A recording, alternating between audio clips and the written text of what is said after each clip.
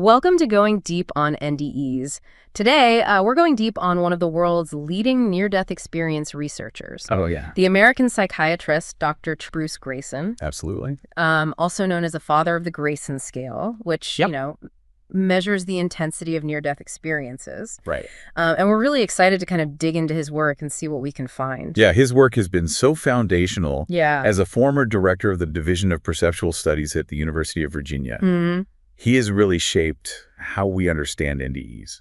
Absolutely. We're talking about someone who has documented hundreds and hundreds of accounts. Yeah. He's actually the scientist with the highest number of journal articles on NDEs. Wow. Which speaks to his commitment to rigorous investigation. Yeah, for sure. And for you listening, the Greyson scale, which he developed, right, is the most widely used tool for identifying people who've had an NDE and measuring just how profound that experience was. Right. It's based on a 16-item questionnaire. A systematic way to approach a very subjective phenomenon. Which makes you wonder, what was the initial spark for this lifelong dedication? Yeah. What event first drew Dr. Greyson into exploring near-death experiences? Yeah, it was about 50 years ago. Okay. A seemingly ordinary day that took a turn that really challenged his understanding of the mind and brain. He was a young psychiatrist at the time. Okay, so let's get a picture of this. Dr. Greyson is in the cafeteria grabbing some spaghetti, and then the unexpected happens. His pager goes off. Oh, no. His fork clatters, and he ends up with a splash of tomato sauce on his tie. A very human moment interrupting the routine. Exactly. He was engrossed in his emergency psychiatry handbook. Oh, wow. Trying to absorb all that information, and the sudden beep of the pager just threw him off. Right. That detail about the spaghetti sauce really grounds the moment in the everyday. So he heads to the ER to see a patient, a young woman named Holly, who had overdosed. Okay. And he reads the initial notes, unresponsive heart irregularities. Her roommate, Susan, is there waiting. Gotcha. Initially, it seemed like a fairly typical emergency psychiatry case. Yeah. Holly was unconscious but stable, and the initial assumption, given the circumstances, was a medication overdose. He talked with Susan, trying to piece things together. You know, he asked about medications, any recent problems. Right. And Susan mentions an antidepressant and a recent breakup. Okay. But nothing that clearly explained the overdose. What's interesting here is how routine it all seemed on the surface. Right. A new college student not knowing her roommate that well. Right. A young doctor following protocol. Right. No hint of the extraordinary event that was about to unfold. Right. The next morning, Dr. Greyson checks on Holly in the ICU. Okay. She's still groggy, but then she says something that completely surprised him. Oh. She tells him she remembers him from the night before. Oh, wow. And he's thinking, but you were unconscious. Right. And here's where things get really intriguing. Holly starts describing his conversation with Susan in the family lounge in detail. Wow. She mentions him sitting on a particular couch, the questions he asked, even that he adjusted the fan because it was warm. No way. Things she had no way of knowing from her unconscious state in another part of the hospital. Right. But the detail that really struck him was the mention of his striped tie with the red stain, the spaghetti sauce. Oh, wow. He'd put on his lab coat after that happened, so no one else had seen it. That's crazy. This raised a significant question for Dr. Greyson. How could Holly have known these specific details? Yeah. There was no conventional explanation. Right. And remember, this was before the term near-death experience was really in common use. Oh, wow. So he was grappling with something completely outside his medical training. Yeah. He later said he simply filed these questions away. File these questions away. A few years later, the landscape shifted significantly with Raymond Moody's arrival at the University of Virginia. Okay. And the huge popularity of his book, Life After Life.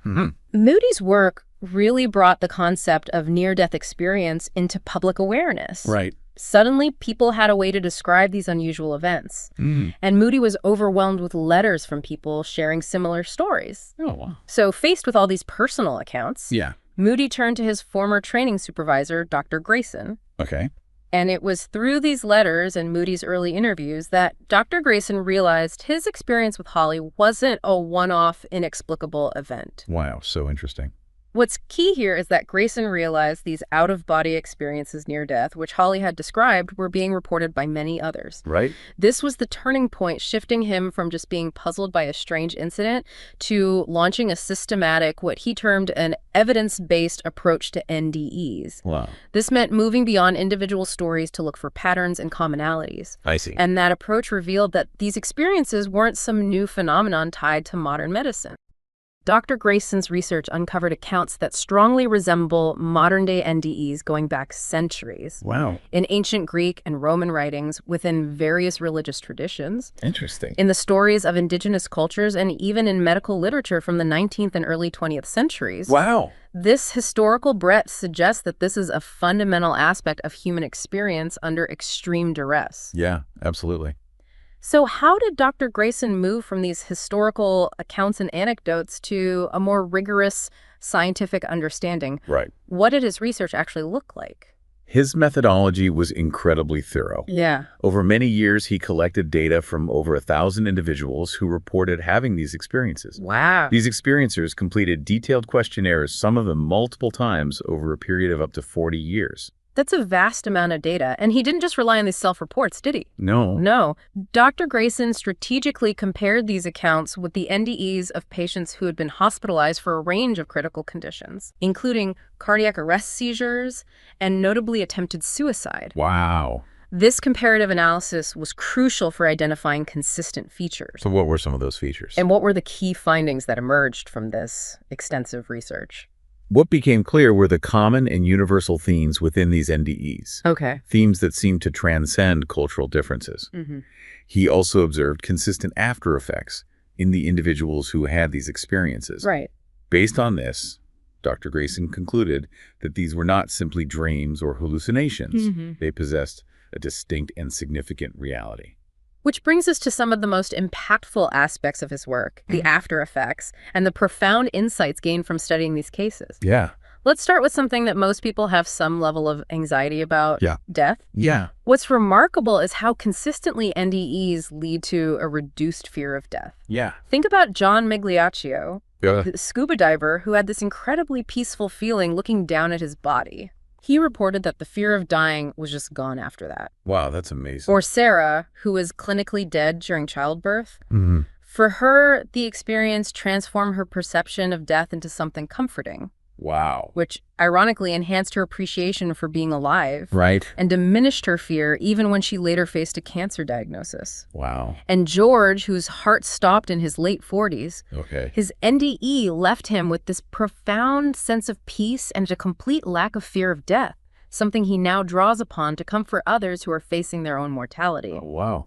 Dr. Greyson's research indicates that a significant majority, around 86% of his participants, reported a decreased fear of death after their NDE. That's a really significant shift for so many people. Now, you might assume that a reduced fear of death, especially for someone who has attempted suicide, could be problematic. Right.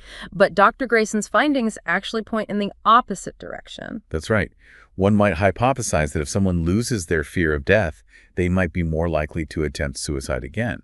However, Dr. Greyson's work suggests the opposite. Right. Consider Joel, who overdosed on Elavil and had a peaceful NDE. Mm-hmm. Afterward, even while still dealing with pain, his desire to escape life was replaced by a sense of meaning and purpose. Wow. We also have the example of Henry, who shot himself due to grief and experienced an NDE where he felt the presence of his deceased mother. Wow.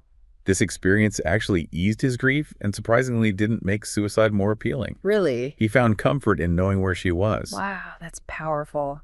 Dr. Greyson's research consistently shows that roughly 1 in 4 individuals who attempt suicide report having an NDE. Wow. And those who do are subsequently less likely to attempt suicide again. Wow. This is a really important and somewhat unexpected finding. Beyond this shift in the fear of death, it seems NDEs also profoundly influence how people view and interact with life. Absolutely. Losing that fear often leads to a greater appreciation for the present moment. Yeah. Glenn, who was electrocuted, described his life becoming much richer and more enjoyable. He even found himself able to find humor in situations that might have overwhelmed him before. Wow. And Katie, who nearly drowned, said her NDE instilled in her a desire to savor the small things in life. Yeah. To live more fully and notice the world around her in a completely new way. Yeah, that's beautiful.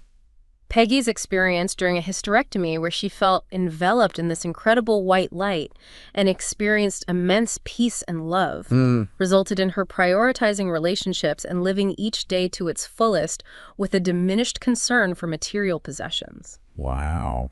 Another fascinating aspect that Dr. Greyson has explored is the phenomenon of life reviews. Oh, yeah. What can you tell us about that? The life review is a common element where individuals experience a rapid playback of scenes from their past. Okay. Greg Gnome, who was drowning, had this very vivid and fast-paced review of his life, including memories he hadn't thought about in years. Wow. He felt like an observer witnessing both the good and the bad without judgment. And this isn't just a recent phenomenon tied to modern experiences, is it? No accounts of life reviews date back quite a while. Okay. Sir Francis Beaufort, in the late 1700s, after falling overboard, described a feeling of calm and a very rapid succession of thoughts encompassing his entire life. Wow. Even his childhood. Wow. He even had a sense of right and wrong associated with each memory. The case of Tom Sawyer is particularly interesting because he not only relived his own experiences, but also seemed to perceive events from the perspective of others involved. Exactly. Tom, who was seriously injured by a truck, during his life review, re-experienced an incident from his childhood where he deliberately destroyed his aunt's wildflowers. Ooh. But this time, he not only felt his own childhood emotions, but also the disappointment and unanswered questions of his aunt. Wow. He even perceived it from a loving, non-judgmental viewpoint. Interesting. Which he attributed to a spiritual presence. Wow. Barbara Harris Whitfield's life review following surgery complications is also quite impactful. She re-experienced traumatic childhood events not just from her own perspective, but also gained insight into her parents' pain and motivations during those times. Wow. These life reviews often lead to significant personal growth and a deeper understanding of oneself and one's relationships. Yeah. People gain new perspectives on their actions and the impact they had on others, often leading to forgiveness and a sense of resolution. So powerful. So after decades of rigorous research, what are some of the core lessons Dr. Greyson has drawn from his study of NDEs? Well, Dr. Greyson has identified several key takeaways. Okay. Firstly, NDEs are relatively common experiences, estimated to occur in a significant percentage of those who come close to death. And they can happen to anyone regardless of their background or beliefs. Okay, secondly. They are normal responses to a life-threatening event and are not indicative of mental illness. Right. Individuals who have had an NDE need support and understanding, not necessarily a psychiatric diagnosis, solely based on the experience itself. Right, and the impact of these experiences is generally profound and long-lasting. Yes, NDEs typically lead to significant and enduring after effects, which are often positive, but can sometimes present challenges as individuals integrate these experiences into their lives. We've discussed this already, but it's a major point. The fear of death is often substantially reduced. Indeed. And this reduction in the fear of death often paradoxically leads to a greater appreciation for life and a reduced fear of living. Right. Encouraging people to engage more fully with their lives and pursue what truly matters to them. This also seems to connect with an increased focus on the present moment, which you mentioned earlier. Exactly. Experiencers often report living more fully in the present. Right. Savoring each day, this likely stems from having faced what they believed were their final moments. Finally, and perhaps most significantly, NDEs raise fundamental questions about the relationship between consciousness and the brain. What's particularly compelling is that during NDEs, when brain function is often severely compromised, individuals report heightened mental clarity and vivid perceptions. They sometimes have accurate perceptions of events occurring outside their physical bodies. Wow.